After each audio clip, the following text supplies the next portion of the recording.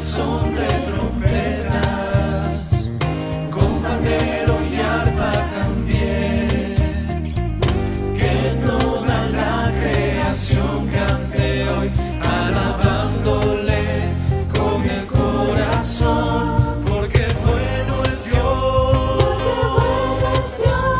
porque bueno es Dios, porque bueno es Dios, para siempre su misericordia,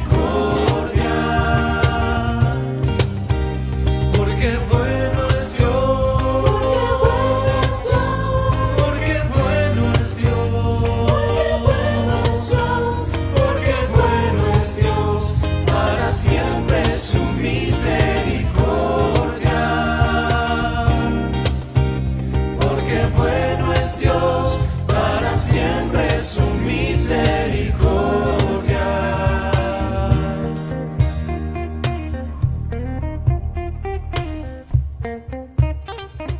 Cristo es por siempre exaltado, creador de todo el ser. Ven ante Él a postrarte, manos levantar y su voz alzar, porque bueno es Dios, porque bueno es Dios, porque bueno es Dios, para siempre su misericordia, porque bueno es Dios, porque bueno es Dios, porque bueno es Dios, para siempre su misericordia,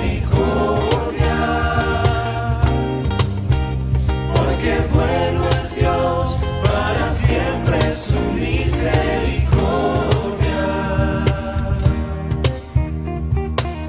Oh Señor, te doy gracias por cada persona adorándote en este momento y te están cantando desde sus hogares. Gracias por regalarnos un día más de vida, por la bendición de tener a nuestra familia aún más cerca. Gracias te doy porque guardas nuestras vidas, porque en medio de la crisis no nos abandonas, porque eres el Padre amoroso que anda detrás de sus pequeños hijos, y porque nuestra fe y esperanza siempre estarán en ti. Porque bueno es Dios,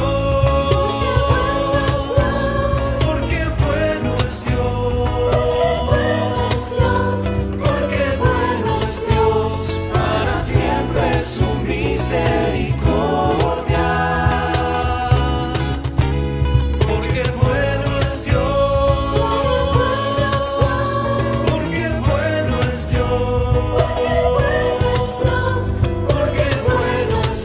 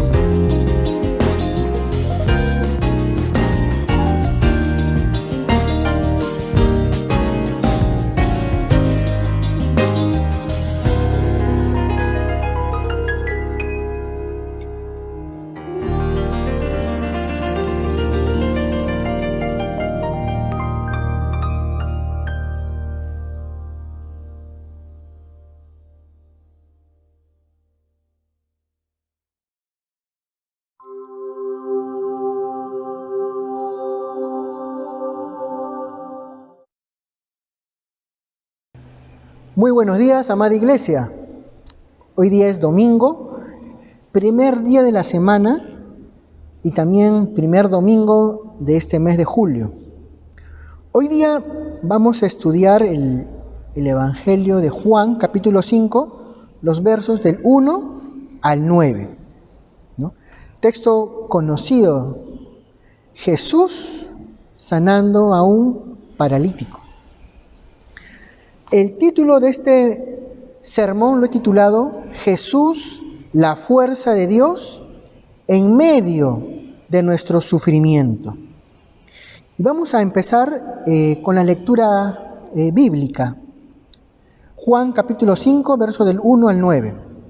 El texto dice así: Después de estas cosas había una fiesta de los judíos y subió Jesús a Jerusalén.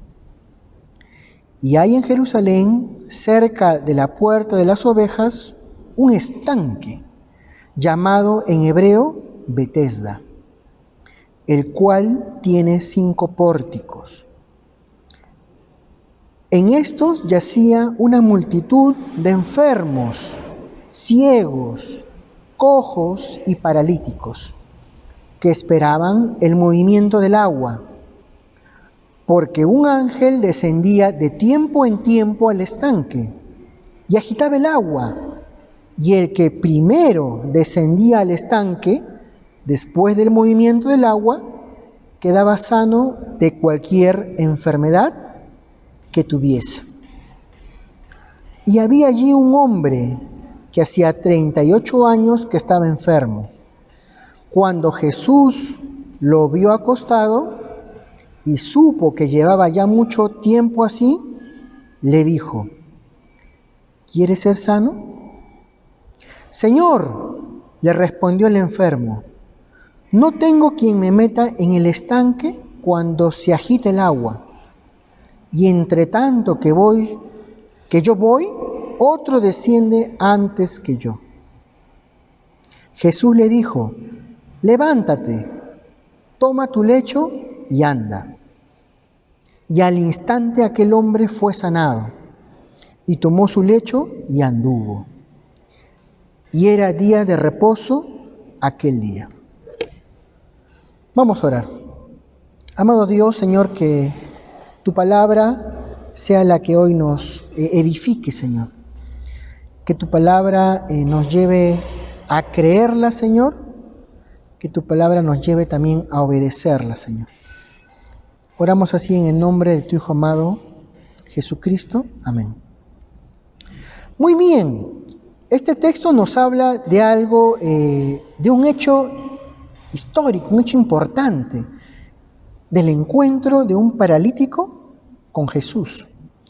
El título para este sermón es Jesús, la fuerza de Dios en medio de nuestro sufrimiento. Y quiero definir, según nuestro diccionario, ¿qué significa fuerza? ¿No? Ya que Jesús es la fuerza de Dios en medio de nuestro sufrimiento. Fuerza, querida iglesia, significa vigor, significa robustez, pero sobre todo fuerza, cuando en la Biblia encontramos la palabra fuerza, lo que nos está diciendo es capacidad, ¿no? Capacidad, ¿pero para qué?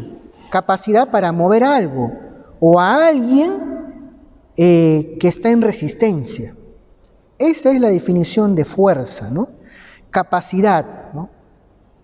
Capacidad para mover algo o a alguien que está en resistencia.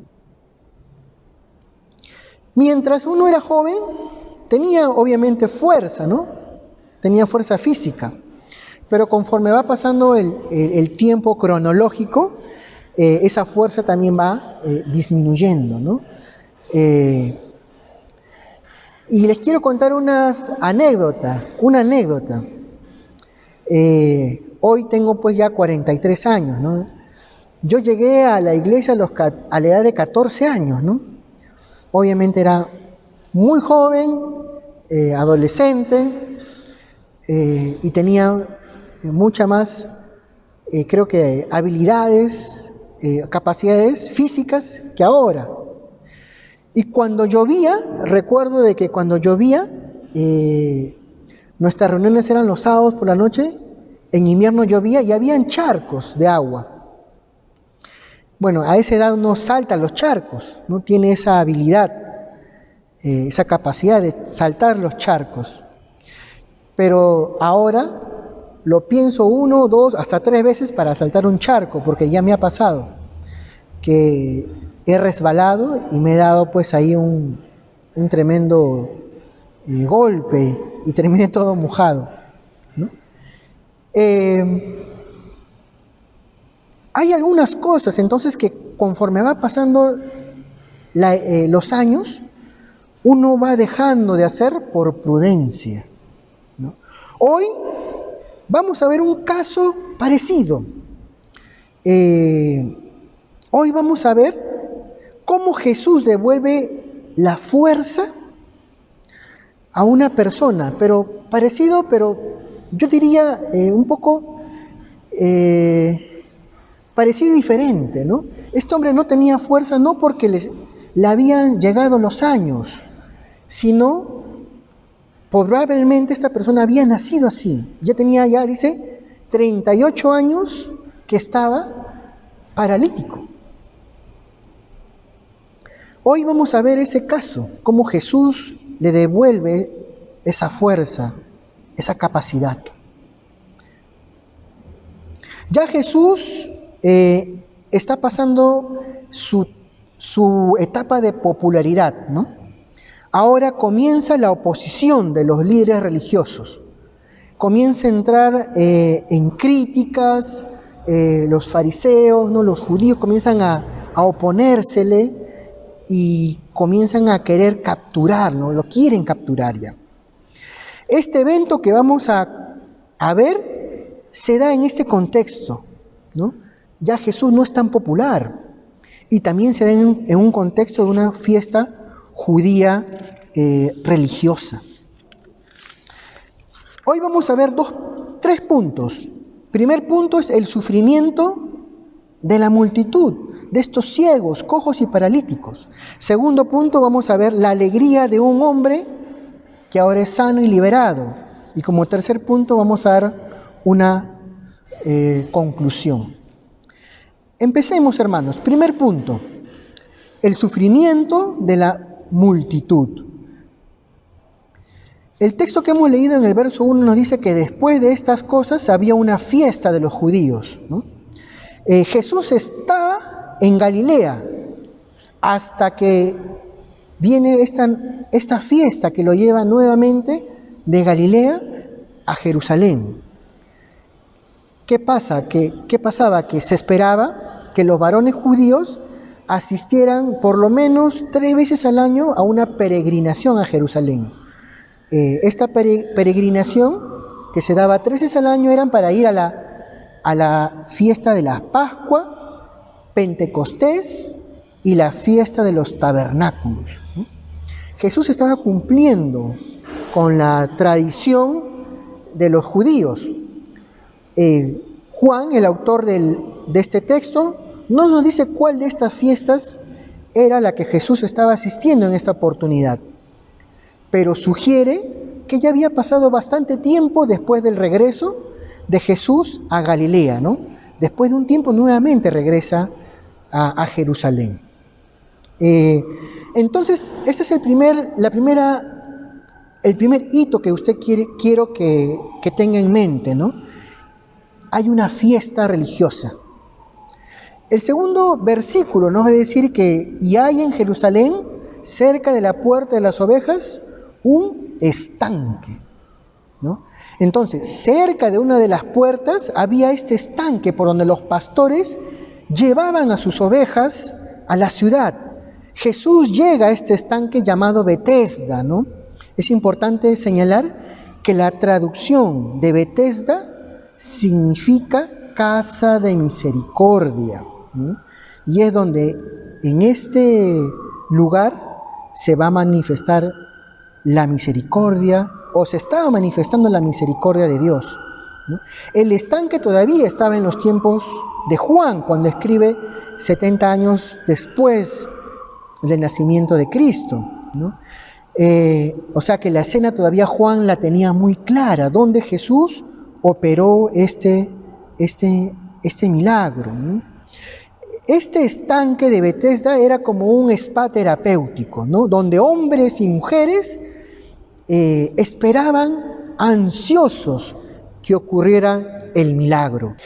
En el verso 3 también nos va a decir algo que me llama la atención, es que en estos yacía una multitud de enfermos, ciegos, cojos y paralíticos, ¿no? Multitud es muchedumbre, ¿no? Gran cantidad de personas, ¿no? Y yo me ponía a reflexionar que cuando uno está enfermo, ¿no? A veces nos identifican así, como multitud, ¿no? Multitud de enfermos. Y a veces lo más triste, queridos hermanos, es que nosotros nos identificamos así, ¿no? Como multitud. No nos identificamos a veces como personas únicas, hechas, amadas por Dios, ¿no? Cuando tenemos algunas limitaciones, la sociedad o nosotros mismos nos podemos identificar así como multitud, como muchedumbre, ¿no? En cambio, Dios no, ¿no? Dios no nos mira como una multitud. Dios nos mira de manera personal, ¿no?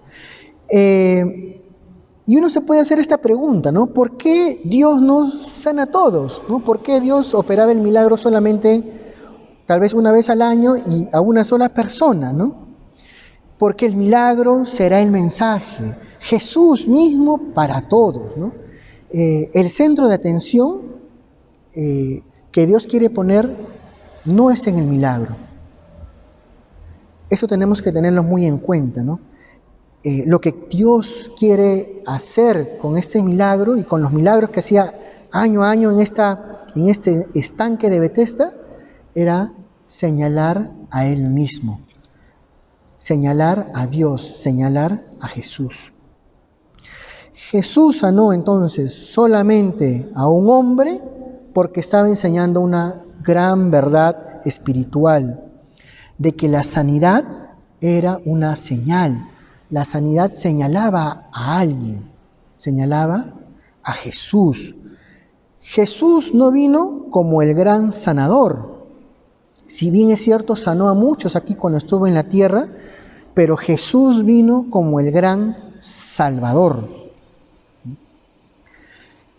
Se va completando entonces en este primer punto el cuadro, ¿no? El primer punto es el sufrimiento de la multitud. Esta multitud que sufría de enfermos, cojos, ciegos, paralíticos, estaban en este estanque de Betesda. Pero el contexto era que estaban en Jerusalén, en medio de una fiesta religiosa, ¿no? En medio de esta fiesta había un grupo de personas que sufría, ¿no? Y tal vez así nos estamos viendo nosotros, ¿no? El mundo entero tiene otras prioridades, ¿no? Y tal vez nosotros nos vemos así disminuidos, ¿no? Como una multitud, como un grupo de sufrientes, ¿no? Pero déjeme decirle hoy que Dios no nos ve así, ¿no? Dios no nos ve como tal vez la sociedad nos podría estar viendo, como una simple multitud o muchedumbre, ¿no? Dios nos va a ver de manera individual para atender nuestro sufrimiento de forma particular, ¿no? Ese es el primer cuadro, ¿no? El sufrimiento de esta multitud de ciegos, cojos y paralíticos. Segundo punto, pasamos a algo más alegre, ¿no? Es la alegría de un hombre sano y liberado. Versos 5 al 9. Después de esta primera parte, leemos en el texto que dice: y había allí un hombre que hacía 38 años que estaba enfermo. Cuando Jesús lo vio acostado y supo que llevaba ya mucho tiempo así, le dijo: ¿quieres ser sano? Señor, le respondió el enfermo, no tengo quien me meta en el estanque cuando se agite el agua. y entre tanto que yo voy, otro desciende antes que yo. Jesús le dijo: levántate, toma tu lecho y anda. Y al instante aquel hombre fue sanado, y tomó su lecho y anduvo, y era día de reposo aquel día. La alegría de un hombre sano y liberado, ¿no? Cerca del estanque, nos dice el verso 5, que Jesús se encontró con este hombre paralítico que había estado en esa condición por 38 años. ¿No? Imagínense ese cuadro, ¿no? 38 años en esa misma condición sufriente. A veces cuando nos pasa algún problema, no sé, un día, una semana, estamos deseando que se acabe esto, ¿no? ¿Cuándo pasará? Ahora imagínense este hombre que tenía este gran problema, esta gran dificultad de no valerse por sí mismo por 38 años. Quiero imaginarme cómo estaría su ánimo, ¿no? Pero aún así iba al estanque. Jesús sabía que el hombre había sufrido por un tiempo excesivamente largo y por lo visto era el peor de los casos. Claro, era el último en llegar, decía, ¿no? No sé si el último, pero llegaba otro y le ganaba la oportunidad año tras año, ¿no? Era el peor de los casos que había allí entre los minusválidos. Note algo importante, ¿no? No se menciona su nombre. Cuando tal vez no se sabe el nombre de alguien, era una persona sin mayor relevancia en la historia, ¿no? Para la sociedad era un sin nombre. Note algo más en el texto que hemos leído, ¿no? ¿Y su familia? ¿Dónde estaba su familia? ¿No? ¿Por qué su familia no le ayudaba a bajar al estanque? ¿No? Tal vez después de 1, 2, 4, 5, 38 años ya habían perdido la paciencia y esta persona estaba prácticamente abandonada, ¿no? Note nuevamente este cuadro, ¿no? Era un hombre sin nombre, ¿no? No se registra un nombre. O sea, no era alguien conocido, no era alguien importante para la sociedad. Era una persona que no tenía familia, porque nadie le estaba ayudando a bajar al estanque, ¿no? Jesús se acerca en el verso 6 y le pregunta, ¿no? Le pregunta, ¿quieres ser sano? Pareciera que fuera una pregunta que ya Jesús tendría que saber la respuesta, ¿no? Esas palabras sirvieron más que nada para llamar la atención del hombre. Su presencia en el lugar del estanque, la presencia de Jesús, ya que era suficiente demostración de que quería ser curado, ¿no? La presencia de Jesús y encontrarse con este paralítico, la presencia de Jesús y el paralítico era suficiente demostración de que este hombre quería ser curado. Algo importante que quiero que usted note, Jesús sigue haciéndote esta misma pregunta el día de hoy. ¿Por qué? Porque la condición del hombre, de este hombre paralítico, sigue siendo la misma condición de nosotros, ¿no? La misma condición de los hombres y mujeres hoy. Jesús sigue haciéndonos esta pregunta. ¿Cuál es la pregunta? ¿Quieres ser sano? Yo respondería sí. ¿Qué responde usted? ¿Quiere ser sano? La respuesta del inválido revela en el verso 7 que el hombre no tenía ningún presentimiento de que Jesús le podría curar, ¿no? Capaz ni conocía quién era el que le estaba preguntando eso, ¿no? En vez de decir sí, este paralítico comienza a quejarse, ¿no? ¿Cómo se queja? Dice, no tengo quien me meta en el estanque, ¿no? Comenzó a quejarse de que nunca iba a poder llegar al estanque a tiempo, ¿no? Cuando año tras año se operaba un milagro, ¿no? Quizás habrá pensado que este extraño le podía meter en el estanque la próxima vez que las aguas se agitaran. Una palabra de Jesús lo cura todo, ¿no? Lo cura todo. Jesús le va a decir en el verso 8, ¿no? Levántate, toma tu camilla y anda. Le dijo esto. Y al instante el hombre hizo lo que se le había dicho. Se levantó, tomó su camilla y anduvo. Los 38 años de enfermedad desaparecieron al mandato de Jesús, al mandato de Dios. Pero sin embargo el hombre todavía no sabía quién era este hombre que había operado este milagro, ¿no? El Señor ya había usado este milagro para algo más que su bienestar físico.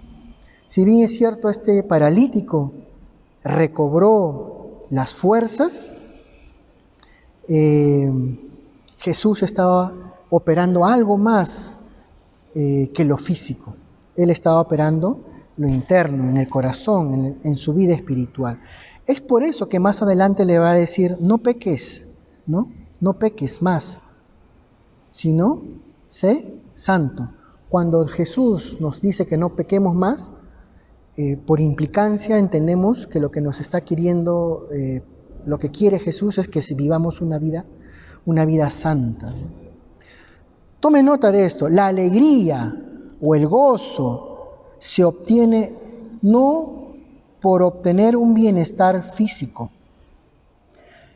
Sobre todo esta alegría, este gozo se obtiene por un bienestar espiritual. Y eso es lo que va a experimentar este hombre. Porque más adelante vemos que él se encuentra en el templo, encuentra a Jesús en el templo, ¿no?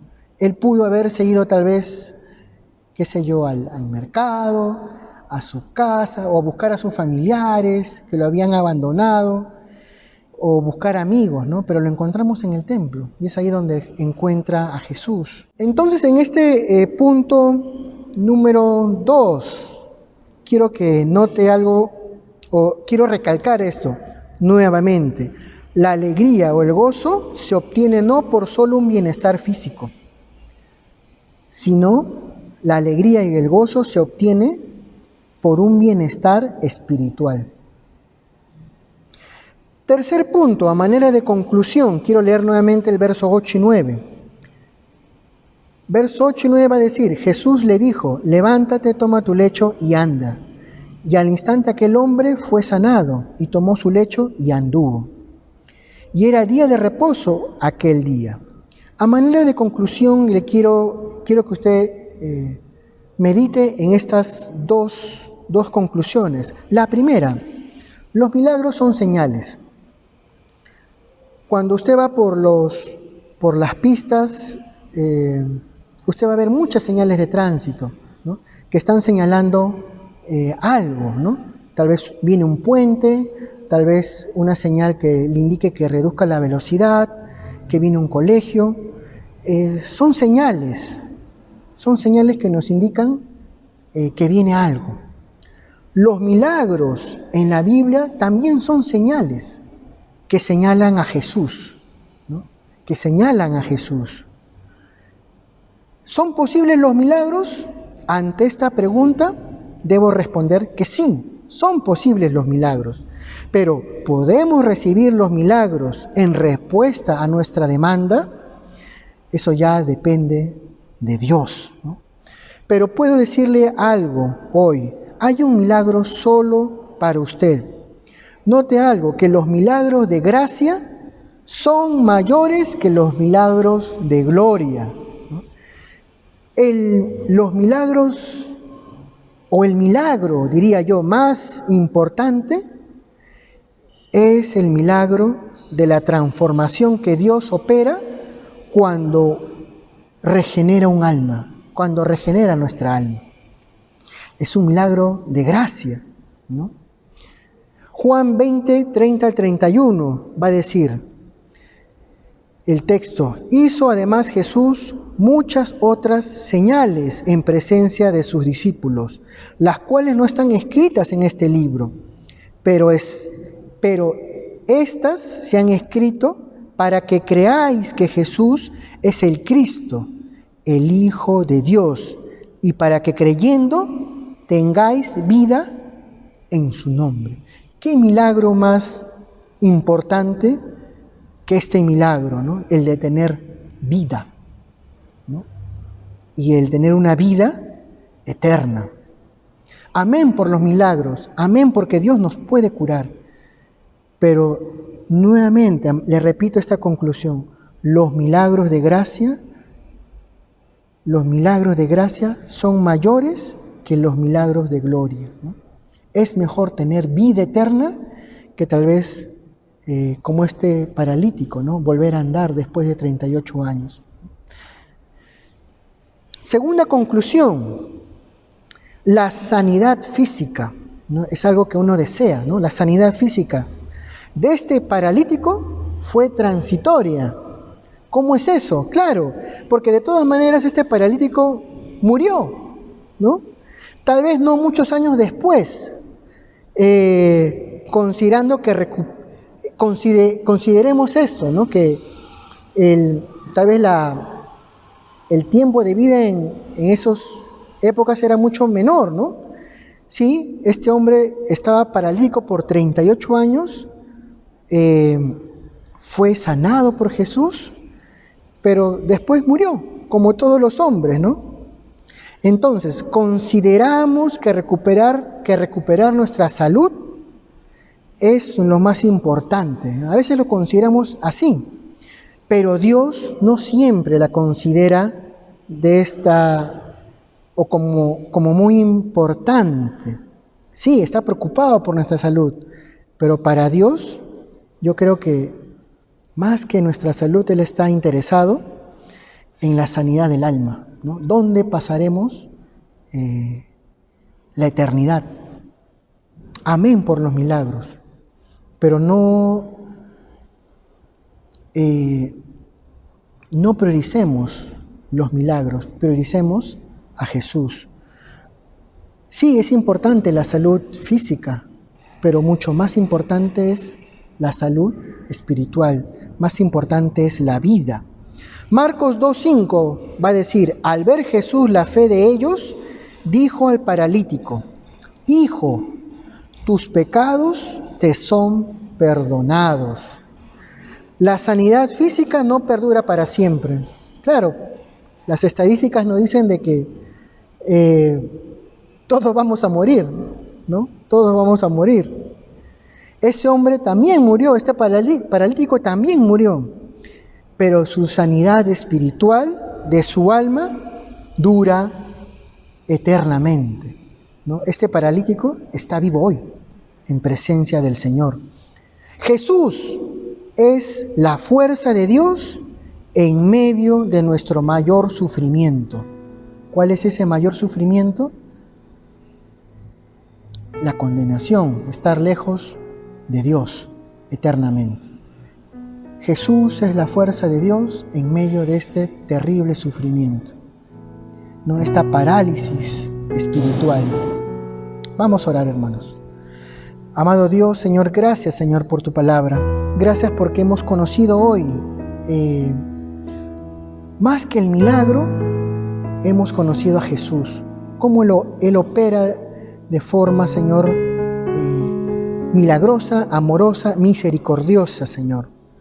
Gracias porque hemos entendido de que los milagros nos señalan a tu Hijo, al Salvador, no a un sanador, sino al Salvador. Gracias también, Señor, porque nos hemos dado cuenta, Señor, de que la mayor necesidad que tenemos como personas es definir dónde pasaremos la eternidad. Gracias por la vida que tú nos das. Gracias porque un día fuimos niños, adolescentes, jóvenes, adultos, con fuerza, con vigor, con muchas capacidades. Gracias también porque cuando van pasando los años, Señor, esto va menguando, Señor, nuestra fuerza física. Pero algo que va creciendo es nuestra vida espiritual, Señor. Gracias porque ese es el mayor milagro que nosotros hemos recibido de parte de ti. Y yo quiero orar, tal vez tú no has recibido este milagro.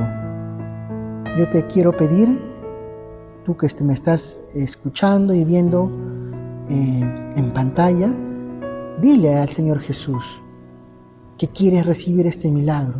Quieres que Él te perdone tus pecados y te pueda perdonar y así estar seguro de vivir eternamente, de que su alma de usted vive eternamente con Dios.